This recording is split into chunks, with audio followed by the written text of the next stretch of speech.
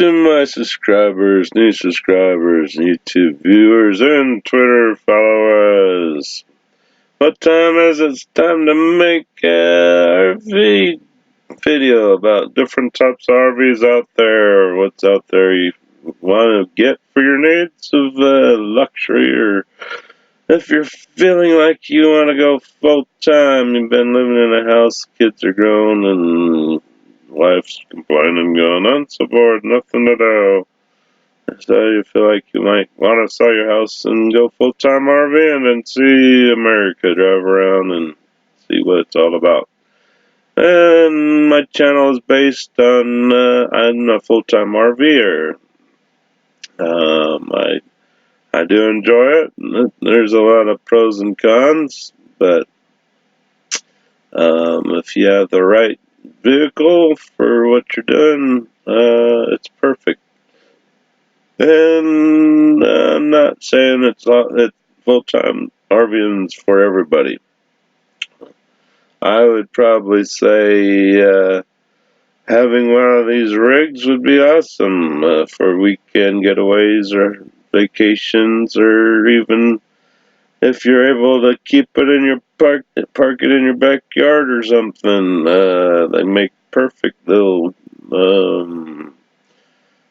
pop-up guests that pop up out of town guests. Their friends that need a place to stay for a couple of days or overnight or something, or if the husband wants to get away from the wife and the kids or something. All these rigs here have capabilities to be pretty sweet. I don't recommend. These are really nice little pop-up trailers. They're easy to tow and easy to set up, but it's kind of like a tent, not really like a trailer. Wouldn't recommend it full time, and bad weather, it'd be like living in camping in a tent. I don't prefer those. Don't like the trailers with the pop out type fabric pop outs for sleeping. Again, it's kind of like a tent, hybrid travel trailer.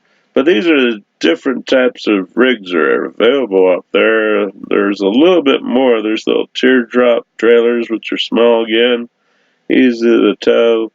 But again, you're not going to be standing up in those, and probably a real pain in the ass to clean, because when you're out in the woods, you're gonna bring in a lot of debris on your shoes and stuff. So you gotta probably take off your shoes, pain in the butt.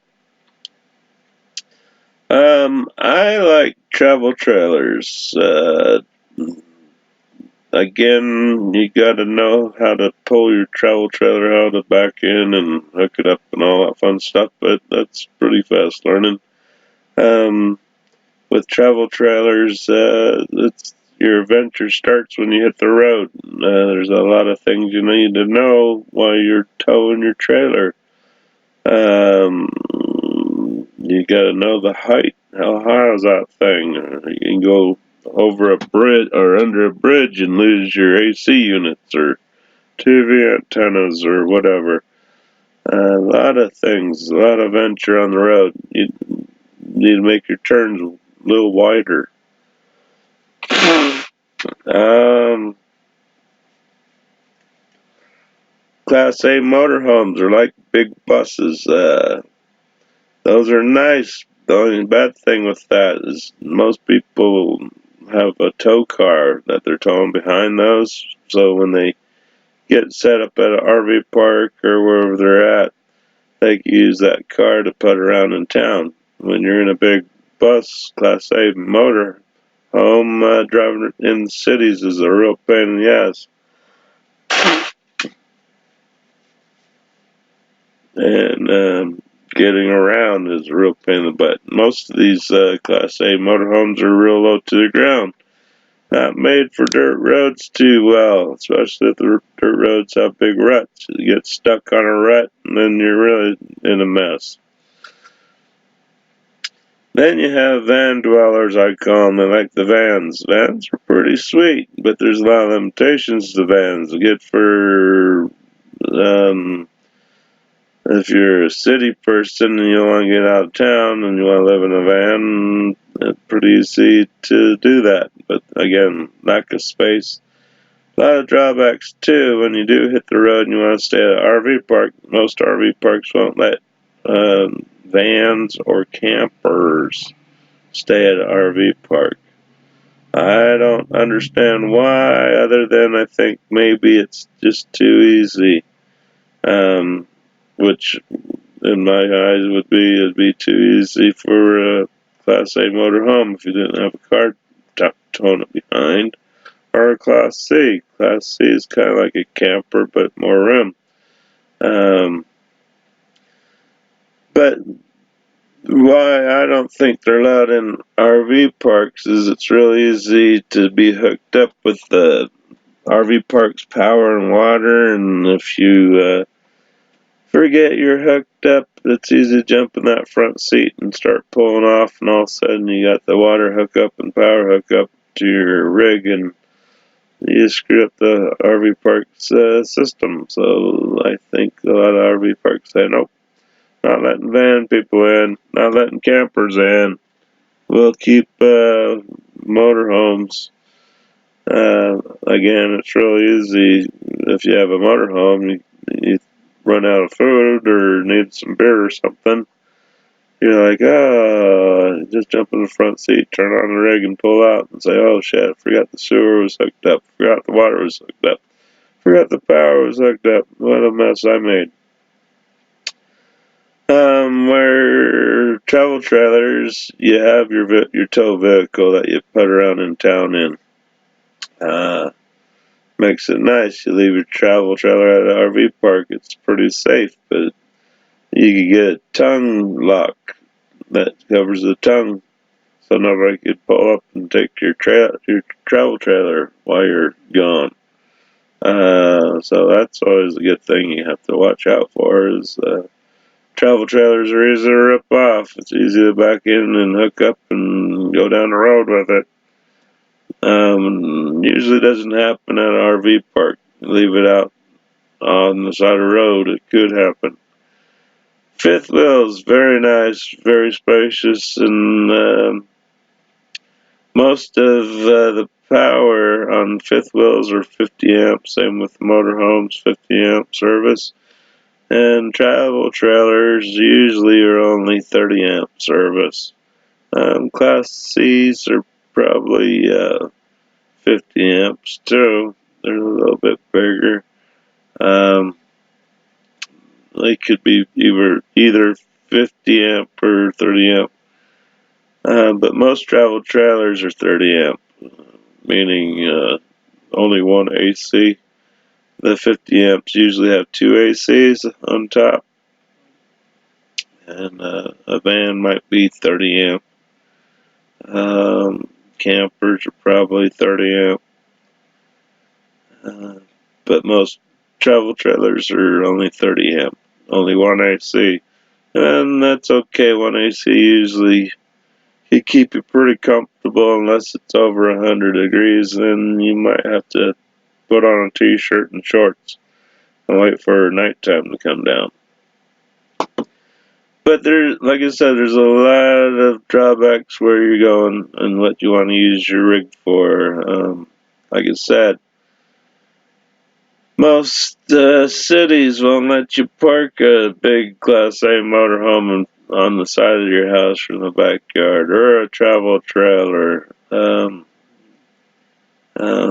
So you might get bit there. You'll have to find a place to store it, and that costs money unless you have a big garage where you could store it inside a garage and nobody knows it's there, which would be ideal for keeping your travel trailer in tip-top shape, because the outdoor weather and the sun really tears up travel trailers in time. Your decals will fade or start cracking and being yucky looking. The roofs on most travel trailers is a rubber membrane roof, which in time you gotta really take care of the roof or you'll get UV burns or whatever. The roof will start deteriorating. Sooner or later you have to replace the roof. At that point it almost might be time to invest in a new rig, but most people do, especially their first rig. They'll buy some kind of 20-year-old rig or something, 10-year-old rig that they got for $2,000 or $3,000 or $5,000, and they'll use that and love it. And then they'll say, we want something bigger and nicer. We want leather interior. We don't want fabric. And kind of try to step up with that. Campers, again, truck campers and the Class C's, it's kind of the same. The Class C's, I prefer the Class C's. The only thing I don't like about campers and Class C's is the main bed is up on top, over the cab. I'm getting too old to be climbing a ladder to get up to bed. That sucks. Most Class C's are now making them a bedroom in the back, where you have a nice queen size bed in the back, and up here will be like a secondary kid quarters. But yeah, I like Class C's. Class A is a lot of RV and a lot of harder moving around the city. Narrow streets and tight turns. You're like, oh, why did I do this? For Class C, you could still have to worry about tight turns and narrow roads, but you don't have quite the length. Fifth wheels, again, they're really nice. The only problem is you have to have a big truck to haul those in, a bigger truck, and then you have to have a big tongue hitch in the back bed, which screws up your storage. With my truck, I have a little bed cover, those fiberglass bed cover things that cover the bed. So I can use my back of the bed for extra storage for things I might need. I keep my generator back there. It's all covered up and locked up with that lid, which makes it sweet. Bumper poles, you're not going to lose your storage on your truck. Fifth wheel, you're kind of screwed. You're going to lose a lot of storage there. The fifth wheels usually have a big cargo hold, so you'll be able to hold a lot of stuff. My travel trailer has only one cargo hold up front here, and it goes all the way to the other side. And that gets a bit pain in the ass reaching in there trying to get everything way in the back. Like, I have to go to the other side, get it. And vans in general are nice. I'd hate to live in a van. They're not that comfortable. You'll be spending a lot of time sitting outside to relax a little bit, not feel cooped in. Where a travel trailer, it's kind of like being in a one-room apartment where you got your bathroom, kitchen, and bedroom pretty much right there. And you could, with all these rigs, though, you could get you Wi-Fi routers. I bought actually a cable router with built-in Wi-Fi in it at Walmart. They're only like $69, and you can install that in your rig. So anytime you go to an RV park or somewhere, or even if you have it at the house, you want to run a coax line to your rig for cable TV and internet, you can.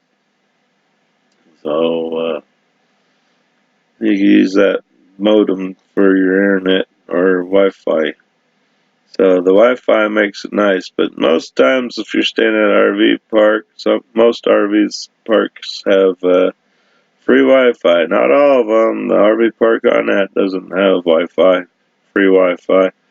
The RV park on that has zero perks other than water, sewer, and that's about it in a spot. And you're close to a lake, so being close to the lake is nice. You could bring a boat. There's plenty of spaces at your spot where you could have your tow vehicle and a boat. The hard part is how you gonna tow a boat and a travel trailer at the same time. You probably can't. So unless you have a girlfriend or husband with you while you're doing it, and your girlfriend or wife is towing the boat in the second car, then you could bring you a boat. But the good news, though, is the lake also offers boat rentals. So if you wanted to rent a boat, pontoon boat or something, that's available out here. So that's pretty cool. But like I said, there's drawbacks with campers and these Class B van motorhomes. Most RV parks won't let you stay there. Um, they just don't let them in. I don't know why. And even pop-up trailers, they probably wouldn't let in. I don't think they'll let them stay here. But I've seen these type of trailers. People buy these toy haulers thinking, oh, sweet, toy haulers. What's going on here is these are kind of travel trailers where you keep motorcycles and maybe a small car inside the travel trailer while you're cruising down the road, and then you have a living quarters here. I'm not a big fan of a toy hauler due to anything that has gas in it's gonna stink, or diesel, it's gonna stink. And that shit goes into your living quarters. You're like, God, it's like living in a garage. I guess if you like working on cars and stuff, you're used to that, and you wouldn't care. But it does come in handy if you have motorcycles. Motorcycles are pretty cool, especially if you got dirt motorcycles or something where you're already taking your trailer off road somewhere. Hopefully their roads aren't too bad. Travel trailers, that's one thing I like about travel trailers. They're a little bit higher off the ground than a Class A motorhome or Class A. Fifth wheels and travel trailers ride pretty high off the ground, so you could take them off road just a bit. I'm not saying you don't want to take it where you need a four-wheel drive to get in and out. Probably wouldn't hurt to have four-wheel drive because there's sometimes you just never know what you're going to run into on a dirt road. But still, you're like, oh.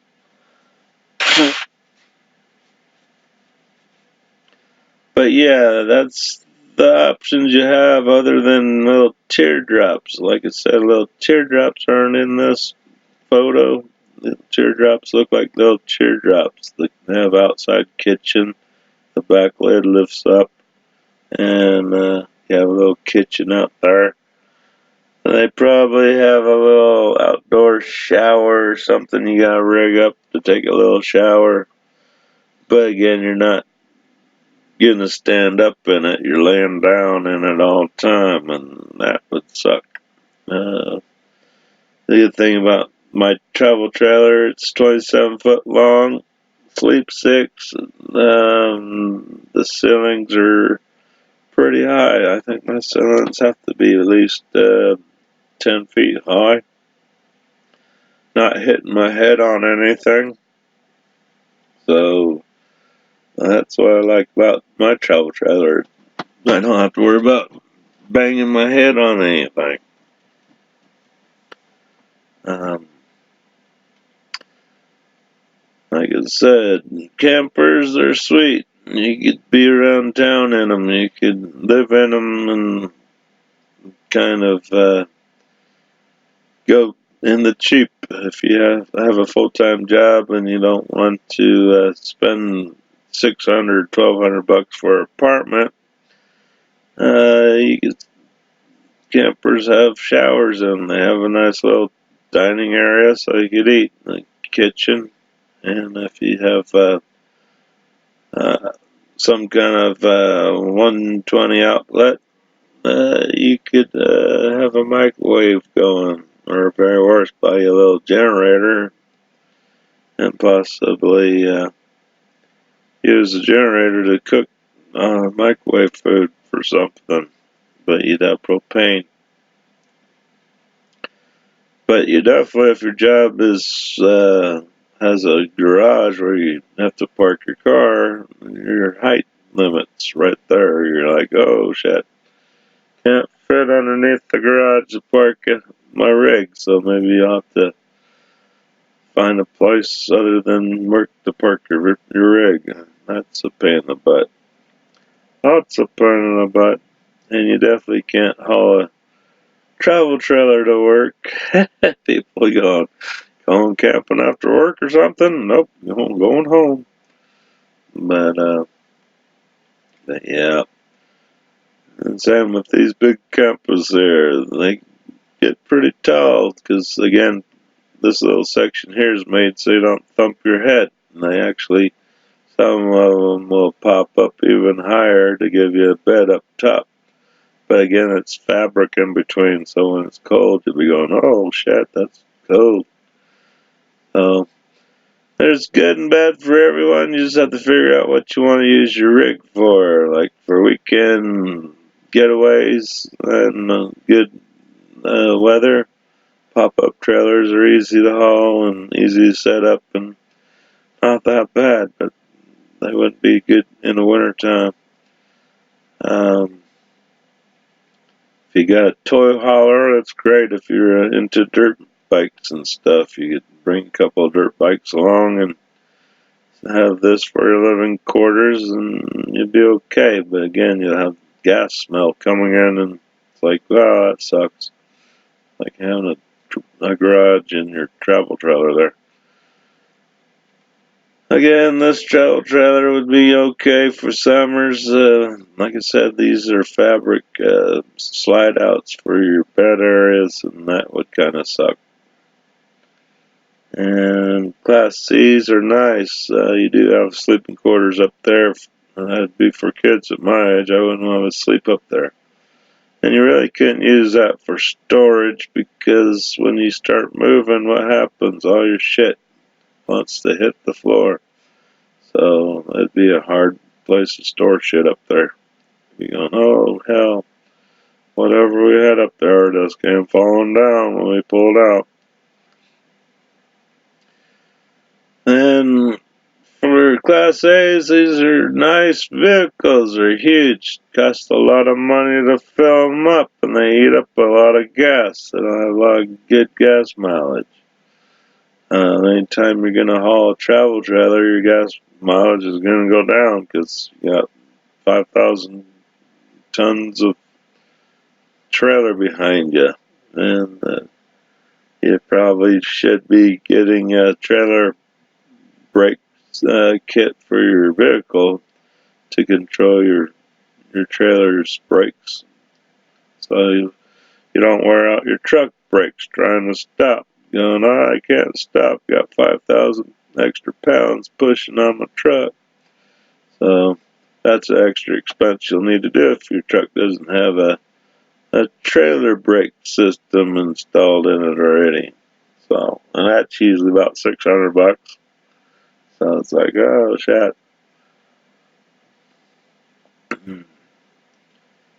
So, and most time when you do have a travel trailer, you might have, most of them do have electronic brakes where that's for your little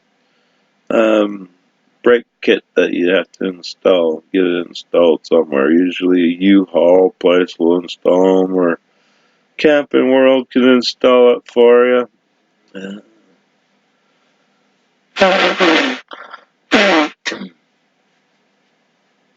Alright, well, that's some of the types of travel trailers are common out there. Like I said, the teardrop travel trailers were kind of custom made.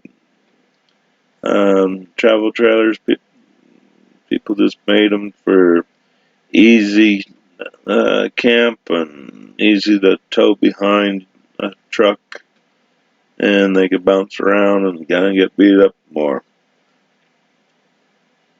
So, but one thing I don't recommend is buying a travel trailer thinking you're gonna fix it up like Home Sweet Home, putting porcelain toilets in them, putting down ceramic tile in the showers, on the floors. That's all fine and dandy to do all that shit if you buy some land and you want to make it kind of a cabin. Instead of going to buy and making you $1 million cabin out in the woods, you want to use a little travel trailer on your property that you bought way out in the boonies somewhere, and you want to fix it up just for that, have kind of like home plumbing in it. Travel trailers are made the way they are for bouncing down the road. When you're bouncing down the road, ceramic tiles, it'd be like an earthquake at your house. What happens when an earthquake hits your house? Ceramic tile falls clear off your walls, it blows off your flooring, and I guarantee you when you get on the road and start hitting potholes at 55 miles an hour, it ain't a smooth ride, it's bouncing. So, yeah, you'll come into your nice redecorated rig and find it looking like a tornado hit it. All your tile will be screwed up. You went and bought a new porcelain toilet. The lid would probably be on the ground or broken, because then you'll have water sloshed all over your rig from the toilet. Because household toilets have a little tank in the back that holds water with a little porcelain lid on top of it. You bounce down the road, that porcelain lid's going to be bouncing right off, and all that water's going to be slushing out, hitting the floor. Make a total mess out of your rig. So, like I said, there's reasons why RV and travel trailers have the commodes they got in them. The RV toilets, they hold a little bit of water in the bowl. You control how much water's in the bowl while you're sitting there doing your stuff, or then you flush it, and then once it's flushed, it's drained. You don't have water in your bowl. That keeps it from slushing around while you're on the road.